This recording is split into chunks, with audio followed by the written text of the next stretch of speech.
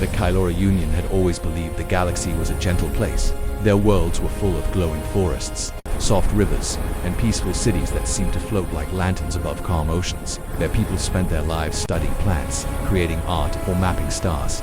War was something they read about in old history tablets, not something they lived with. So when the first raider ships appeared on the outer edge of their territory, most Kylora scientists thought it was a misunderstanding. Maybe travelers, maybe miners, maybe explorers who had taken a wrong turn. No one imagined danger, but the illusion of safety broke in a single night. Orbital scanners captured the truth. First, dark shapes moving fast, too fast for any friendly vessel. Their engines burned red hot, leaving trails of iron fire behind them. At first, the technicians monitoring the scanners didn't understand what they were seeing. The Kylora had never been attacked before, and their systems were not designed for war alerts. They only realized something was terribly wrong when the raiders opened fire without warning on the small research moon of Telerovi. The attack lasted only 20 minutes. The raiders destroyed satellites, burned communication towers, and sent shockwaves through the moon's delicate biosphere. The Kylora researchers stationed there barely had time to flee into underground tunnels. Many didn't make it. The images broadcast to the council chamber showed flames rising from the moon's surface, dust covering the sky, and shattered domes collapsing like crushed glass shells.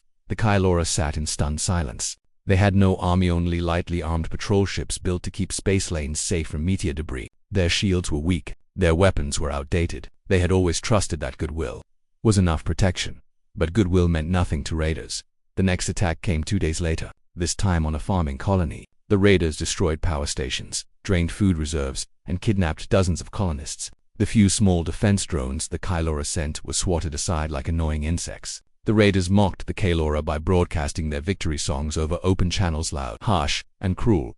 Fear spread quickly through the Kylora worlds. People who had never imagined harm now slept with lights on and windows reinforced. Families gathered their belongings and moved to underground shelters. Teachers struggled to calm trembling children who asked why the stars suddenly looked dangerous on the capital city. The council met every day trying to find a solution, but each day brought worse news. Another colony burning, another research vessel disappearing, another group of refugees drifting through space in damaged escape pods. The council chamber echoed with anxious voices. Some leaders wanted to surrender to the raiders, even though no surrender terms had been offered. Others wanted to hide their remaining worlds behind energy shields and hope the raiders moved on. But one elder, Councillor Lin, stood up with shaking hands and spoke words none of them ever expected to hear.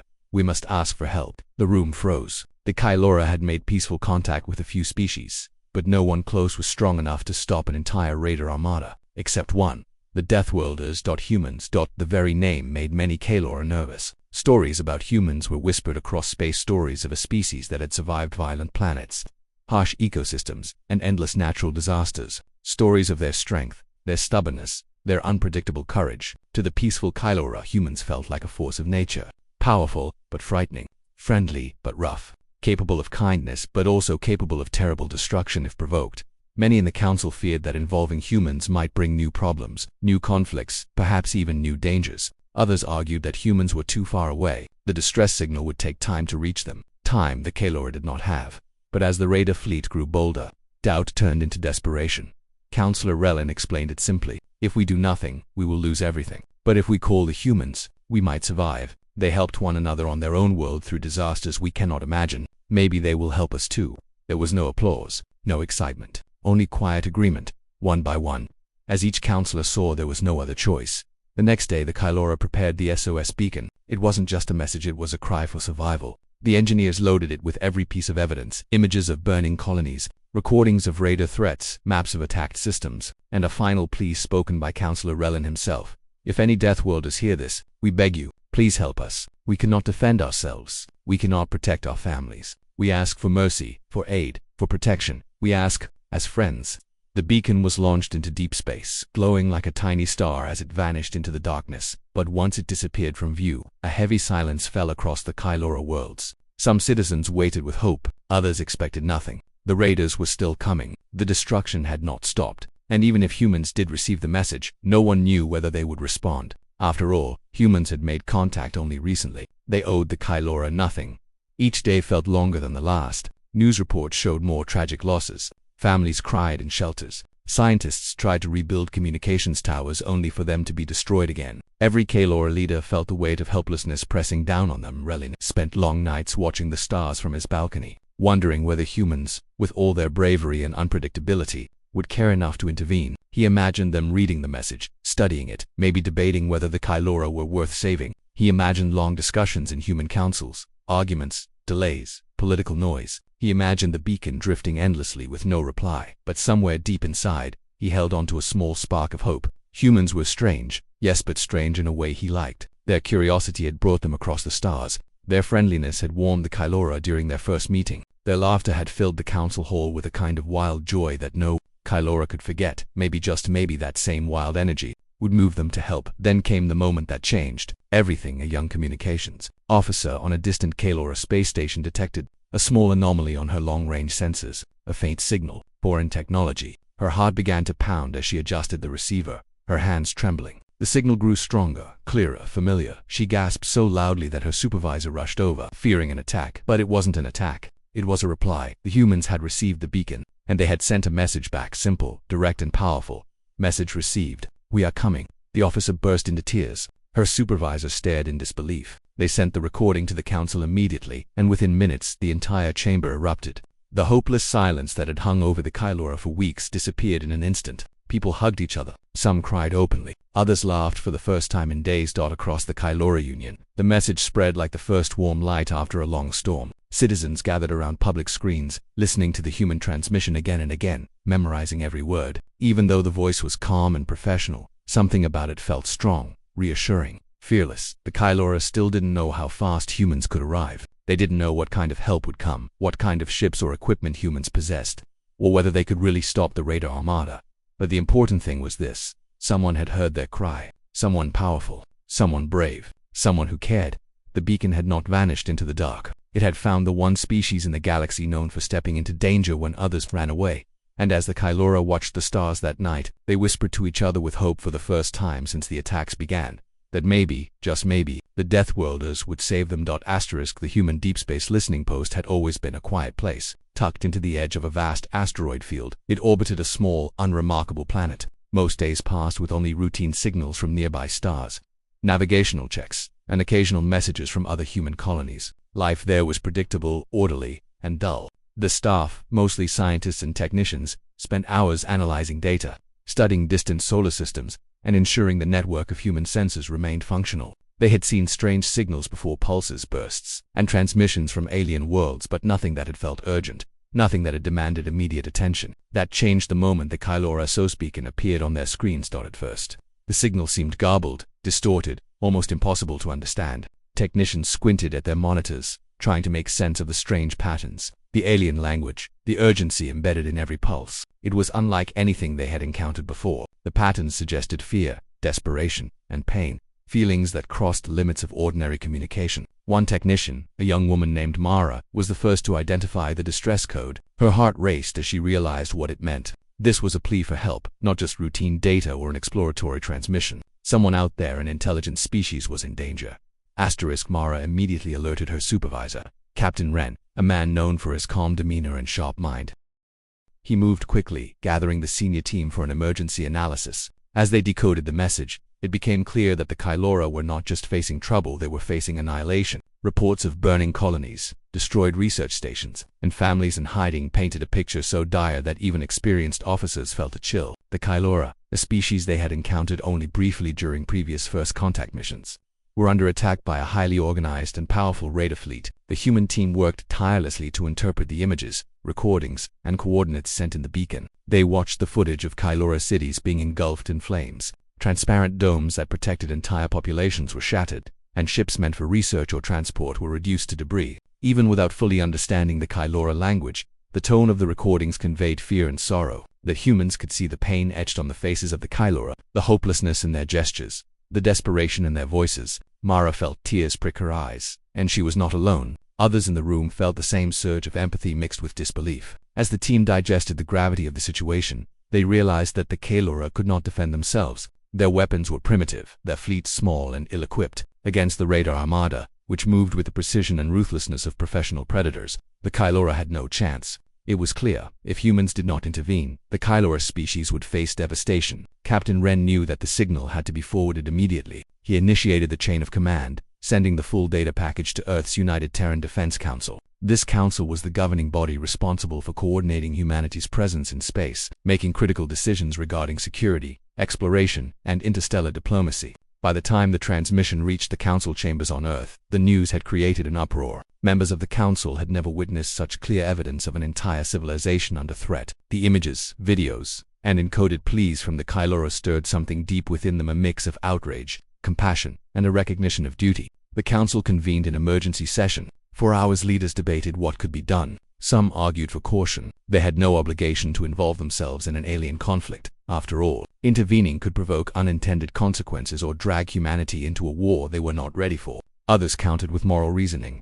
The Kylora had reached out in good faith, had trusted humanity during first contact, and now they were asking for help. Could humans, who had survived countless natural disasters and conflicts on their own planet, simply stand by? The discussion was heated, but the evidence was overwhelming. By the end of the debate, the council reached a decision. Humanity would respond. Within hours, preparations began. Deep space fleets were activated, weapon systems calibrated, and communication channels secured. Engineers worked tirelessly to retrofit research ships with combat capabilities. Pilots ran simulations, practicing maneuvers that would allow them to engage an enemy vastly more experienced in raiding tactics. Military strategists pored over maps of Kylora space, plotting the fastest routes, calculating response times, and predicting raider movements.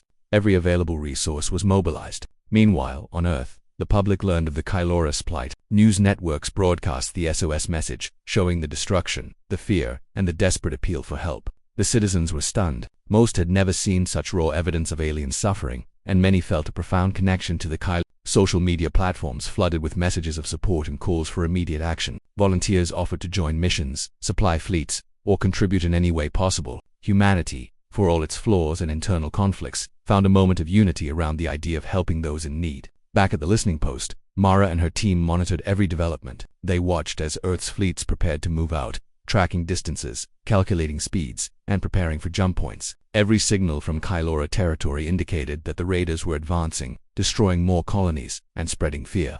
The urgency was clear. Every hour counted, and the Kylora survival depended on the human speed and efficiency. For the Kylora, the knowledge that humans had received their plea was almost unimaginable. They had sent the beacon with trembling hope, uncertain if anyone would respond. They had waited, day after day, as raiders struck without mercy. And now, across the vast emptiness of space, they sensed that someone powerful was coming. To them it felt miraculous. They could hardly believe that the species they had once feared for its unpredictability, the Deathworlders, the humans, would actually mobilize to help them. Even as humans prepared their forces, there was a quiet sense of wonder in the Kylora worlds. Families gathered near communication screens, watching as the first human transmissions arrived. They saw disciplined fleets, sharp voices, and technology unlike anything the Kylora had imagined. Though the humans' full capabilities were unknown, the very fact that they had acknowledged the SOS gave hope. For the first time since the attacks began, the Kylora felt that survival was possible. Meanwhile, on human ships en route to Kylora space, pilots trained rigorously, running through simulations, practicing formations, and anticipating potential traps. Engineers inspected weapon systems, ensuring maximum efficiency. Commanders reviewed every detail of the Kylora SOS, every map, every video, and every report. There was no room for error. Humanity was not just responding to a call, it was answering a moral imperative, one that would test their courage, skill, and unity. Throughout this phase, the anticipation built. For humans, it was a mission into the unknown, a test of their resolve and capability. For the Kylora, it was the first real sign that they were not alone in the galaxy, that help could arrive even in the darkest hour. The stage was set for a confrontation that would change both species forever, as hope and fear intertwined, creating a fragile thread that connected to very different civilizations across the vastness of space. The days that followed were tense. Human forces pushed through deep space, moving closer to the Kylora systems. Every jump point, every warp calculation, brought them nearer to the crisis. Sensors scanned for raider movements. Strategic officers debated the best approach to ensure maximum protection. Meanwhile, Kylora citizens watched the skies, their hearts lifted by the knowledge that help was coming. The beacon had worked. The plea for assistance had reached the right ears. And in the endless void, a new hope began to shine, fragile but persistent. As humans prepared to meet the Kylora in their hour of need, the raider fleet moved through Kylora space with confidence, believing that nothing could stop them. Their ships were sleek, fast, and heavily armed, designed to strike fear and devastation in any civilization they encountered. For months, they had crushed smaller colonies, burned research stations, and captured innocent civilians. They believed the Kylora would continue to scatter, hide, and surrender because they had no real defense. but they did not know that something or someone was coming to challenge them in a way they had never imagined. Across the void, a fleet of human warships slipped quietly out of hyperspace. Unlike the raiders' dark and menacing ships, the human vessels were sleek, metallic, and bristling with controlled power. From afar, they looked almost fragile compared to the raiders, but every crew member knew their ships were built to endure attacks that would destroy ordinary vessels. Pilots ran final checks, engineers monitored shields and weapon systems, and commanders reviewed battle protocols with meticulous precision.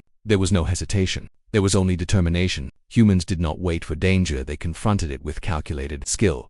The first contact between the two forces happened in the orbital system of Dralton, one of the Kyloris' most vulnerable colonies. The raiders had expected no resistance, assuming that the colony would be the easiest to capture. They descended in waves, weapons charged and engines roaring, ready to overwhelm any defender. They did not notice the faint signals on the edge of their sensors and unusual formation moving in perfect synchronization, shadowing their fleet. By the time they realized something was wrong, it was too late. The human fleet struck with precision. Fighters darted in and out of the raider formation, drawing their attention and confusing their targeting systems. Capital ships engaged with well-coordinated volleys of energy blasts, not reckless but calculated to disable key enemy vessels first. The raiders had never faced this kind of disciplined attack before. Human ships moved in unpredictable patterns, diving dangerously close, then retreating before the enemy could respond effectively. The raiders' confidence began to waver as one ship after another was disabled or destroyed. On the surface of Dralton, the Kylora watched in awe and disbelief. Their eyes, glued to the observation decks, followed the humans as they executed maneuvers that seemed impossible. The pilots twisted their ships in sharp arcs, dodging incoming fire while maintaining offensive pressure. Beams of energy struck raider vessels, tearing through armor and sending them spinning into the void.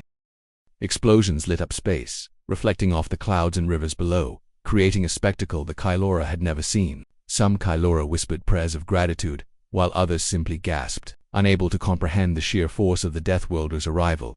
The raiders attempted to regroup, forming tighter clusters and coordinating their attacks to overwhelm the humans, but humans anticipated these moves. Their commanders had studied raider tactics and predicted their every attempt to regain control. Instead of fighting blindly, the human fleet adapted, using feints, decoys, and countermeasures to neutralize the raiders' strategies. When a raider ship tried to flank from the left, a human fighter intercepted it, forcing it to break formation. When the raiders concentrated fire on a single target, the humans dispersed, drawing energy away and striking multiple points simultaneously. Every move was deliberate, every action purposeful. In the middle of this chaos, the flagship Resolute emerged as the centerpiece of the human assault. It was larger than any raider command vessel, but its size did not slow it down. Armed with cutting-edge weapons and reinforced shields, it acted as both a shield and a spearhead. Its broadside weapons unleashed controlled, devastating firepower, hitting multiple targets with precision. Raider ships that had thought themselves untouchable were now struggling to survive. The Kylora, watching from their observatories, that could hardly believe that such power was defending them not out of desire for conquest, but out of genuine protection. Human marines were prepared for boarding actions as well. Raiders that survived long-range attacks found themselves facing boarding pods that descended from orbit like silent predators. Human soldiers, trained for zero-gravity combat, infiltrated raider ships, disabling engines, neutralizing weapons, and taking control with efficiency that bordered on surgical. The raiders had never faced enemies willing to risk themselves so boldly. Human courage was paired with skill, creating a force that seemed unstoppable. Even in the midst of battle, human communication was calm, precise, and coordinated. Pilots, engineers, and soldiers moved as one entity, reacting instantly to changes in the battlefield. Their coordination was a stark contrast to the raiders' chaotic and desperate attempts to respond. Every maneuver had a purpose, every decision considered multiple outcomes. To the Kylora, it was almost like watching a complex dance one that was both beautiful and terrifying in its effectiveness. The raiders' initial arrogance transformed into panic. Ships that had once been aggressive and confident now scattered, trying to evade attacks they could not understand or predict. The humans pursued them relentlessly, cutting off escape routes and ensuring no ship could regroup. The very tactics of the Deathworlders forced the raiders into mistakes, turning their numbers into a liability rather than an advantage. It became clear that they were not just facing a powerful opponent, they were facing a species that refused to be intimidated, a force that would not stop until the threat was eliminated. The Kylora began to emerge from shelters, their fear slowly replaced by awe. They watched as their homes, previously in ruins, were now shielded by human firepower. They listened as the human communications network relayed instructions and warnings, helping the Kylora avoid stray debris and enemy attacks. For the first time, they felt safe, even if only temporarily. The presence of humans had turned what seemed like an impossible situation into a chance for survival. The raiders, now desperate, attempted a final coordinated strike. concentrating all remaining ships on the human fleet. But the humans were ready. Using a combination of superior tactics, high-speed maneuvers, and overwhelming firepower, they neutralized the threat systematically. Ships that tried to escape were pursued and disabled. Boarding attempts were met with deadly efficiency. Within hours, the raider fleet was shattered, the ships either destroyed, captured, or fleeing into deep space with heavy losses. By the time the battle ended, the Kylora could scarcely comprehend what they had witnessed, that humans had arrived when they were most needed, fought with precision, courage, and overwhelming force, and driven off enemies that had terrorized the Kylora for weeks. For the Kylora, the entire event seemed almost mythical. They had sent a simple plea for help, and in response, the Deathworlders had unleashed a level of power and skill that no one could have imagined. As the human fleet regrouped, the Kylora began to understand a deeper truth. These were not just warriors, but protectors. They fought not for conquest, not for gain, but because someone in need had asked for help. It was a concept so foreign to the Kylora civilization that had only known peaceful solutions, that it left them both amazed and grateful. In the aftermath, debris floated silently in space. The remnants of raider ships scattered across the system. The Kylora began to rebuild, guided by human teams who helped them repair infrastructure, restore communication networks, and secure vulnerable colonies. Humans remained vigilant, patrolling the space lanes to prevent any raider resurgence. The Kylora could finally breathe, knowing that a powerful ally was standing between them and annihilation. This arrival and engagement marked the beginning of a new chapter. The Kylora learned that the galaxy was far more dangerous than they had imagined, but also that hope could come in the form of unlikely friends. They witnessed firsthand the skills, bravery, and relentless determination of the humans, a species they had only recently met but now deeply respected. What had begun as a plea for help had transformed into a display of overwhelming force, a turning point that ensured the survival of the Kylora and left them in awe of the Deathworlders. For the humans, the battle was a confirmation of their capabilities and values. They had not sought glory or conquest, but their decisive actions sent a clear message to the galaxy. When someone asks for help, the Deathworlders respond. With the raiders defeated and the Kylora safe for the moment, humans began coordinating reconstruction efforts, training local defense units, and preparing for any future threats. Their presence was both protective and instructive, showing the Kylora how to survive in a universe that was suddenly far more dangerous than they had ever known. The Kylora watched the stars with new eyes. They had seen what humans were capable of, not through legend or hearsay, but in the raw reality of battle. They realized that when the Deathworlders arrived, they did so with a combination of courage, skill, and overwhelming force that no enemy could match. And for the first time, the Kylora felt a sense of safety that went beyond hope. It was a certainty grounded in the arrival of beings who fought for the helpless, no matter the odds. The battle between the humans and the raiders quickly reached a level that the Kylora had never imagined possible.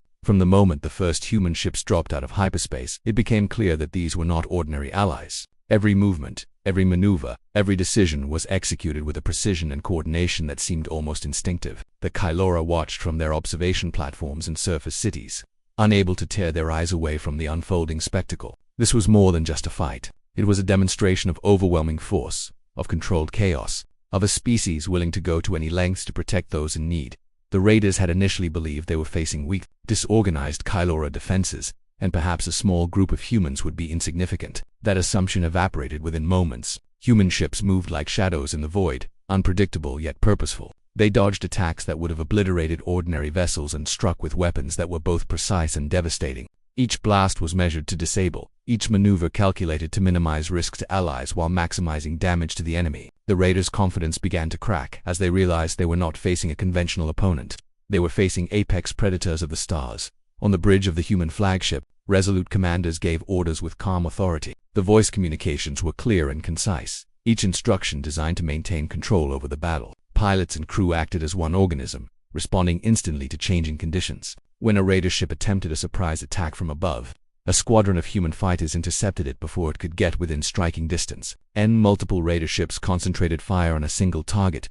Human engineers rerouted power to shields, absorbing damage and allowing their own weapons to respond with overwhelming retaliation. It was not reckless aggression, it was overwhelming force delivered with precision. Below, on the surface of Kylora planets, citizens watched in awe. Families who had spent weeks hiding from raiders now emerged from shelters, their fear tempered by amazement. They could see human ships diving and spinning, leaving trails of energy that struck raider vessels with explosive impact. Each strike was a demonstration of strength, a message to anyone who threatened the Kylora there would be no mercy for those who harmed the innocent. Children pressed their faces against observation screens, trying to memorize the movements of the humans, while elders whispered that they had never seen anything like this in all of Kylora history. The raiders attempted to regroup, forming tighter clusters and trying to overwhelm the human fleet with sheer numbers. They had fought many opponents before, and usually overwhelming firepower was enough to crush resistance.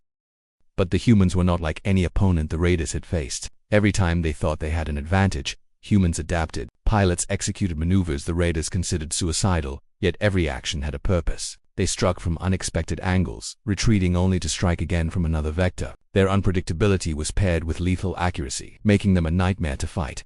Human marines also played a crucial role. Boarding pods deployed silently, attaching to disabled raider ships. Once inside, human soldiers moved with calculated speed, neutralizing threats and taking control of the vessels. Raiders who had believed themselves safe on their own ships suddenly found themselves facing disciplined warriors who moved with precision and focus. The combination of orbital attacks, fighter maneuvers, and boarding actions created a multi-layered assault that left the raiders no room to breathe.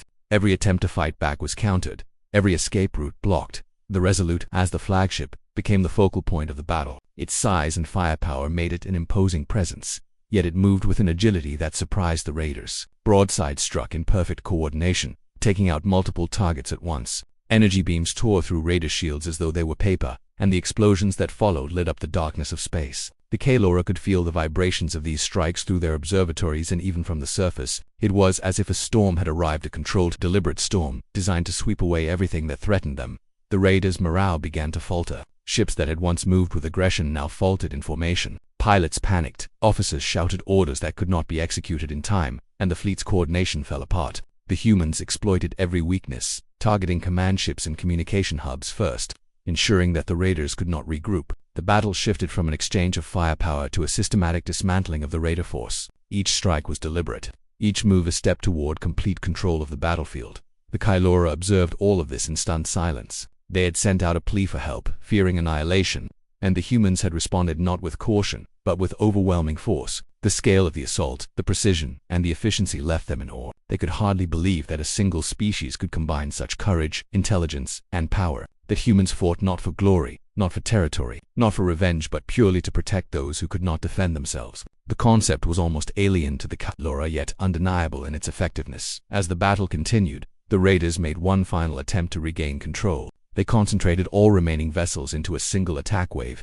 hoping to overwhelm the humans with sheer numbers. But humans were prepared. Every ship was positioned strategically, every weapon aimed, every maneuver anticipated. The concentrated fire of the raiders was met with coordinated counterattacks, disabling the majority of the assault before it could even reach striking distance. Boarding pods intercepted raiders that survived the initial onslaught, and the human soldiers swiftly neutralized any remaining threat. The overwhelming force of the humans left no room for error for the raiders. By the end of the battle, the raider fleet was in ruins, ships either destroyed, disabled, or fleeing into deep space. Human forces regrouped, checking for survivors, assisting the Kylora, and ensuring no remnants of the raiders could return. The Kylora, who had spent weeks living in fear, could finally breathe. They had witnessed a level of power that seemed almost mythic, a species that could arrive from the void and decisively protect those who asked for help.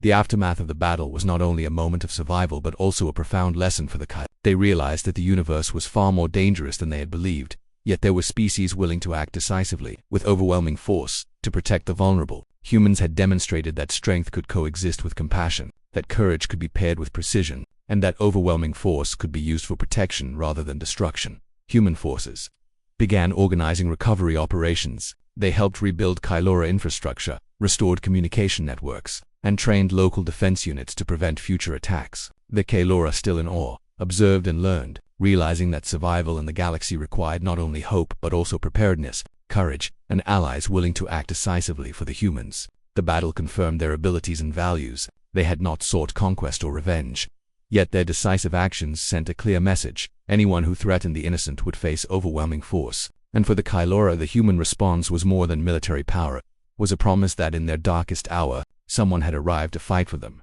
to stand beside them, and to protect them no matter the cost. The universe had shifted in the Kylora's eyes. They had always believed that peace and trust were enough to survive, but the battle proved otherwise. At the same time, they realized that hope, when paired with a powerful ally, could create miracles. The humans had arrived in time, had acted decisively, and had changed the course of Kylora history forever. For the first time since the raider attacks began, the Kylora felt safe, inspired, and deeply grateful. The humans had not just fought a battle, they had demonstrated what it meant to respond to a plea for help with total commitment. The overwhelming force of their presence, the precision of their actions, and the courage of their crews ensured that the Kaelora would survive, not just by chance, but through the deliberate, controlled, and extraordinary intervention of the Deathworlders. After the raiders were defeated, silence settled over the Kaelora systems. The stars no longer carried the sound of destruction, and the colonies, once smoldering and abandoned, began to feel alive again. The Kaelora, who had spent weeks hiding in shelters and underground bunkers, emerged cautiously, their eyes scanning the skies. At first they were afraid that the raiders might return, that the calm was temporary, that the nightmare wasn't over. But the human fleet remained, patrolling the sectors, monitoring for any signs of resurgence. The presence of these Deathworlders brought an unprecedented sense of security to the Kaelora. Human ships were now stationed in strategic positions throughout Kaelora space. Their arrival had been swift, but their actions were thorough. Engineers and construction teams deployed to repair damaged infrastructure. Communications arrays were rebuilt, allowing the Kaelora to reconnect with isolated colonies. Energy shields were restored, and vulnerable areas were reinforced to withstand any future attacks. That humans worked tirelessly, demonstrating a commitment that went far beyond a simple military victory. They were not leaving immediately. They intended to make sure the Kaelora could survive on their own once again. The Kaelora watched in awe as humans moved through their worlds. Unlike the raiders, who had left only destruction, humans treated the Kaelora with care and respect. They healed injuries, restored habitats, and even brought food and medicine to the survivors. Human soldiers and engineers worked alongside Kaelora civilians, sharing techniques and teaching skills that would help them defend their worlds in the future. The Kaelora realized that humanity's overwhelming force was not only a weapon but also a tool for rebuilding and protection. It was a lesson in responsibility as much as strength. Counselor Relin and other Kaelora leaders were astounded by the level of dedication and organization. They had expected help in terms of military support, perhaps some weapons or defensive strategies, but the humans had gone further. They were teaching, guiding, and sharing knowledge. Training programs were established for local defense forces, giving the Kaelora the ability to protect themselves without relying entirely on humans. Human instructors demonstrated tactics, piloting skills, and combat strategies that combined discipline with creativity. The Kaelora quickly adapted, eager to learn from these skilled allies who had saved their civilization. As recovery progressed, the Kaelora began to rebuild their cities. Homes that had been destroyed were reconstructed stronger and safer. Research stations that had been reduced to rubble were rebuilt with human assistance, incorporating advanced shielding and defense systems. Streets were cleared of debris, and power grids were restored. The human presence ensured that the rebuilding process was faster and more efficient than the Kaelora could have managed alone. Families reunited, children returned to schools, and markets opened once again. Life slowly returned, carrying the memory of destruction but also a newfound hope. The Kaelora could not stop talking about the humans. In every household, conversation turned to the extraordinary courage and skill displayed by the Deathworld. Stories spread quickly. Pilots who risked their lives to protect civilians, soldiers who boarded raider ships with fearless determination, engineers who repaired critical infrastructure under fire. These stories were repeated across generations, becoming part of the collective memory of the Kaelora people. Humans had arrived as saviors, and their actions would be remembered forever. For the Kaelora, the human intervention represented more than survival. It was a lesson in trust, loyalty, and the value of courage. The Kaelora had always been peaceful, believing that honesty and kindness would be enough to protect them. They now understood that the universe could be brutal, but that hope and alliance could create a shield stronger than any material defense. They also realized the importance of action.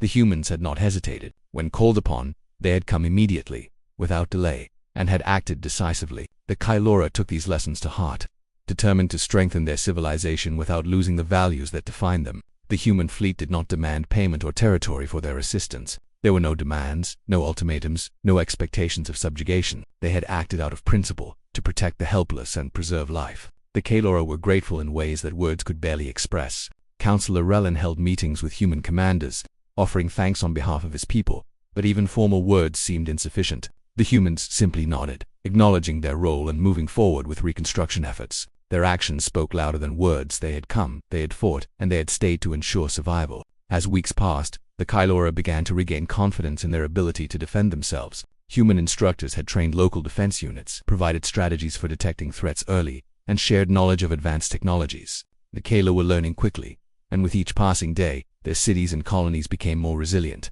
The raider threat had been eliminated, but the Kaelora knew that other dangers might exist in the galaxy. Thanks to the humans, they now had the tools and knowledge to face future challenges. Social bonds between the two species grew stronger. Kaelora scientists collaborated with human engineers, exchanging knowledge and technology. Children watched human soldiers as role models, learning courage, discipline, and teamwork. Trade routes were reopened with the assistance of human escorts, allowing goods, resources, and culture to flow freely. The Kaelora began to see humans not only as protectors but as partners, allies, and friends. The initial fear they had felt about humans' overwhelming power had transformed into admiration and trust. The Kaelora began celebrating humanity's presence, not through rituals of war, but through appreciation and respect. Communities held gatherings to honor the humans who had saved their worlds. Stories of bravery, ingenuity, and selflessness were shared in public squares. Songs were composed to commemorate the arrival of the Deathworlders, and paintings depicted their heroic actions across space. These cultural expressions were a way for the Kaelora to process the trauma of the attacks while also expressing deep gratitude. Humans had saved their civilization, and the Kaelora wanted to ensure that their memory would live forever. Meanwhile, humans continued their patrols, showing the Kaelora that protection was ongoing. They did not simply leave after the battle. They ensured that space lanes were secure, that no raider remnants could regroup, and that the Kaelora had sufficient warning of potential threats. Their presence reassured the Kaelora and allowed them to rebuild without fear. Every day, human ships patrolled orbit, their energy shields visible from Kaelora cities below, a constant reminder that help was close at hand. In conversations among Kaelora leaders, one point became clear: the galaxy was vast and dangerous, but allies like the humans could make survival possible. The Deathworlders had proven that their overwhelming force was not just physical strength, but also a combination of courage, intelligence, and moral conviction. They had arrived in the Kaelora's darkest hour and acted with decisiveness, skill, and care. Their actions reshaped the Kaelora's understanding of the universe. It was dangerous, yes, but also filled with beings willing to stand for what was right. As months passed, the Kaelora began to integrate what they had learned into their society. Defense strategies, technological improvements, and communication networks strengthened their civilization. They were no longer helpless in the face of cosmic threats, but beyond the practical benefits, they carried a deeper lesson: that courage, compassion, and decisive action could change the course of history. They had experienced it firsthand through the humans. Finally, the Kaelora reflected on what had happened. They had been on the brink of destruction, facing enemies they could not hope to defeat on their own. A simple plea for help had been answered by a species they had only recently met. Humans had responded not with hesitation, not with caution, but with overwhelming force and relentless dedication. They had fought for the Kaelora, protected them, rebuilt what was lost, and taught them to stand stronger than before. For the Kaelora, the lesson was clear: in a galaxy filled with dangers, there were allies who could make a difference, whose courage could change destinies. The humans had shown them what it meant to be truly powerful, not only in strength, but in principle, commitment, and honor. And as they looked up at the stars, the Kaelora knew that the bond formed in that dark hour would last for generations. They would never forget that when they had cried out for help, the Deathworlders had answered, and through their actions, to have ensured that the Kaelora people would survive, thrive, and remember forever the power of courage and loyalty.